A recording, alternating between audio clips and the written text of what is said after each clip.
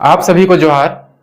आज 1 मई का दिन बहुत विशेष दिन है। जैसा कि हम सभी जानते हैं, 1 मई को हम लोग मजदूर दिवस के रूप में मनाते हैं और ये पूरे भारत के साथ साथ पूरे विश्व में मजदूर दिवस के रूप में मनाया जाता है।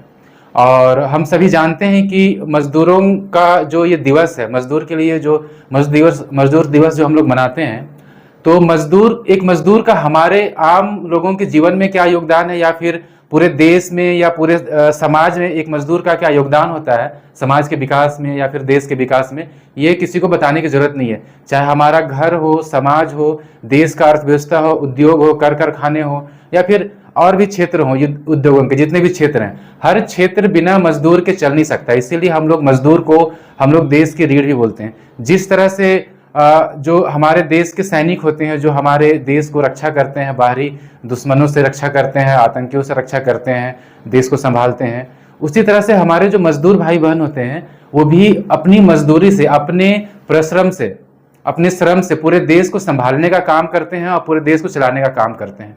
और आज ये 2024 का जो मजदूर दिवस है, 1 मई को जो हम लोग मना रहे हैं, ये अपने आप में बहुत विशेष है।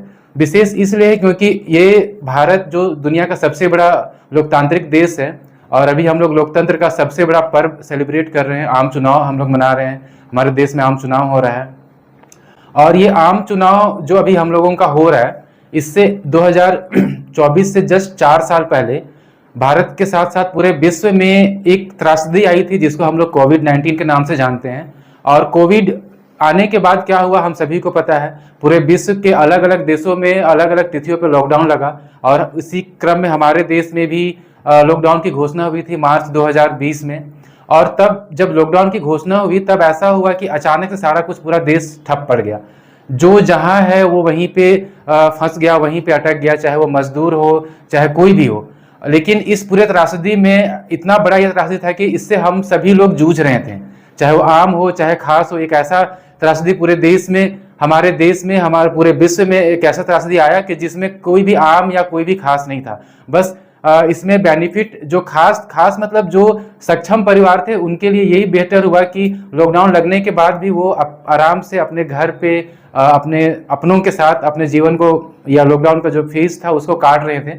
लेकिन जो हमारे प्रवासी मजदूर भाई बहन होते हैं, क्योंकि भारत एक बहुत बड़ा देश है और भारत कृषि प्रधान देश है, और भारत में जो कृषि होता है वो सीजनल होता है। तो कृषि उत्पादन के बाद जब हम लोगों के मजदूर बेरोजगार हो जाते हैं, चाहे हमारे जो गांव के ग्रामीण होते हैं, चाहे शहरी इलाकों में जो भी लोग रहते हैं, जो गरीबी रेखा से नीचे होते हैं, या जिनके पास आय का कोई साधन नहीं होता है, तो अपने जीविकापार्जन के लिए वो दूसरे राज्य में चले जाते हैं या दूसरे शहरों में चले जाते हैं ताकि अपना और अपने परिवार का पेट पाल सके। वो मजदूरी करने चले जाते हैं, और उसको जब वो बाहर चले जाते हैं तो प्रवासी मजदूर कहलाते हैं। और जब ये लॉकडाउन का टाइम आया तो सबसे ज़्यादा जो मुश्किलों का सामना करना पड़ा वो हमारे प्रवासी मजदूर भाई बहनों को सामना करना पड़ा। क्योंकि जब लॉकडाउन का घोषणा हुआ उस वक्त क्या हुआ कि पूरा का पूरा देश ठप हो गया, और उनको अपने घर वापस आने के लिए कोई साधन नहीं था। वो लोग आ नहीं सकते थे क्योंकि आपके बस नहीं चल रहे थे, फ्लाइट नहीं चल रही थी, ट्रेन नहीं चल रहे थे, और कोई भी साधन नहीं था। इमरजेंसी सेवाओं को छोड़ करके यातायात के सभी साधन बंद थे। सरकार को ये कदम उठाना पड़ा था, क्योंकि अगर ये यातायात के साधन को अगर हम लोग चालू रखते तो शायद जो कोविड जिस स्पीड से बढ़ रहा था पूरे विश्व में, तो हमारे देश का भी अधिकांश जो जनसंख्या है वो इसके चपेट में आ जाती। तो इसलिए लॉकडाउन का जो भी सरकार का निर्णय था वो सही था, और लॉकडाउन लगा। लेकिन लॉकडाउन जिस तरह से लगा, और करोड़ों की संख्या में जो हमारे भाई बहन, मजदूर भाई बहन जो देश के विभिन्न हिस्सों में काम कर रहे थे, जब उनको लौटना था, क्योंकि उनके पास अब ना काम था, ना पैसा था, और ना ही खाना था, और कोविड था, और कोविड आ गया था। कोविड जब आया तो उस वक्त उसकी कोई इलाज नहीं था, मतलब उसका कोई दवाई था नहीं, हमारे पास कोई टीका था नहीं। तो अब उन लोग को ऐसा लगा कि हम लोग यहाँ मर जाएंगे, या तो भूखे मर जाएंगे, या तो बीमारी से मर जाएंगे। और अगर हम लोग यहाँ किसी भी तरह से मर जाए तो हमारा दाह संस्कार भी नहीं होगा, ना कोई हमें जानने वाला है, ना कोई हमें पूछने वाला है। और इसलिए उनकी इच्छा थी, और वो लोग चाहते थे कम से कम हम मरे भी तो अपने घर जा करके मरे, अपने गांव के जमीन पे जा करके मरे।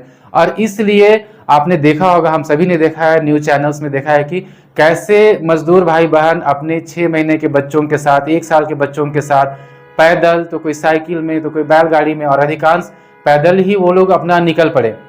अपने अगर कोई झारखंड का मजदूर है, झारखंड के किसी गांव में है और वो मुंबई में अगर काम कर रहा है या फिर दिल्ली में काम कर रहा है तो 2000 किलोमीटर 2500 किलोमीटर, कोई पुणे में काम कर रहा है, तो वहां से वो लोग पैदल निकल पड़े। और उस दौरान ऐसा घटना घट रहा था कि कितने लोग तो रास्ते में ही मृत्यु हो गई, भूख से मृत्यु हो गई, कितने को पैदल चलते चलते कितने लोग मर गए।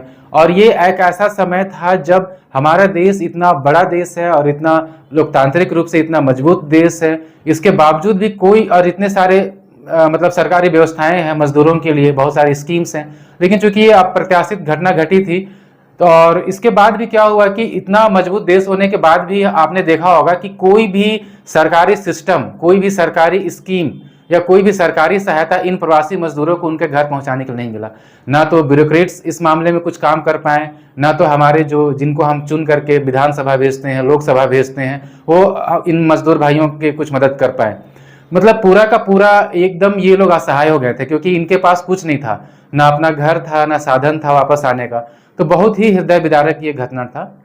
और तब आज से 4 साल पहले जब हम लोग कोविड से गुजर रहे थे, तब इन मजदूरों का मैंने वही बहुत सारा इंटरव्यूज देखा था जिसमें ये लोग किस तरह से रो रहे थे, बिलख रहे थे, तड़प रहे थे।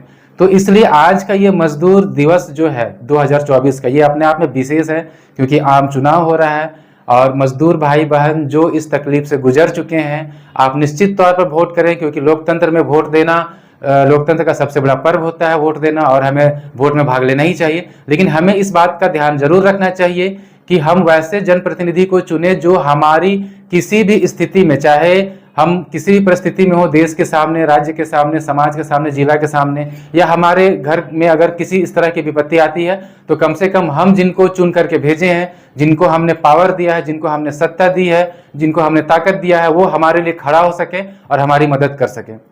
तो बहुत मुश्किल समय से वो गुजर रहे थे। तो उसी वक्त मैंने एक उनके भावनाओं को व्यक्त करते हुए उनके भावनाओं को शब्द देने की कोशिश की है। कुछ पंक्तियां उनके लिए लिखी है जो मैं चाहूँगा कि आप लोग के साथ शेयर करूं।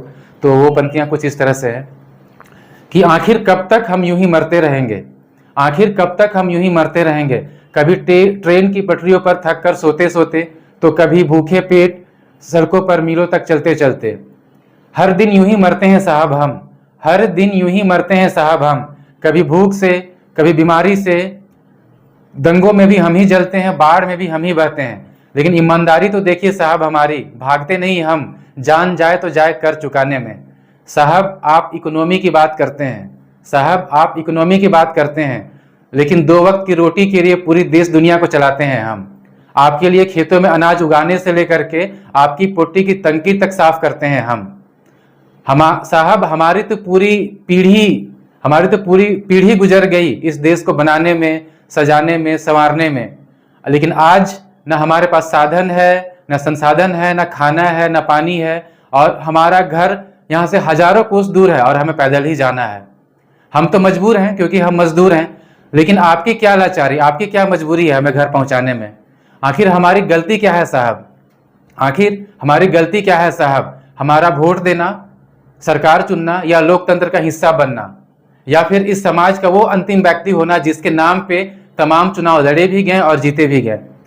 तो ये मेरी पंक्तियां थी हमारे मजदूर भाई बहनों के लिए आज मजदूर दिवस के उपलक्ष्य में। तो मेरा सभी मजदूर भाई बहनों से ये अपील होगा कि आप लोग लोकतंत्र के सबसे बड़े पर्व, महापर्व जिसे हम बोलते हैं, जो चुनाव है, इसमें आप लोग जरूर वोट दें। लेकिन इस बात को जरूर ध्यान रखें कि आप वैसे ही जनप्रतिनिधि को चुन करके संसद में भेजें जो आपके लिए, आपके मुसीबत के समय में आपके साथ खड़ा रहे और आपके कंधे से कंधे मिला करके आपके लिए भी वो काम कर सकें।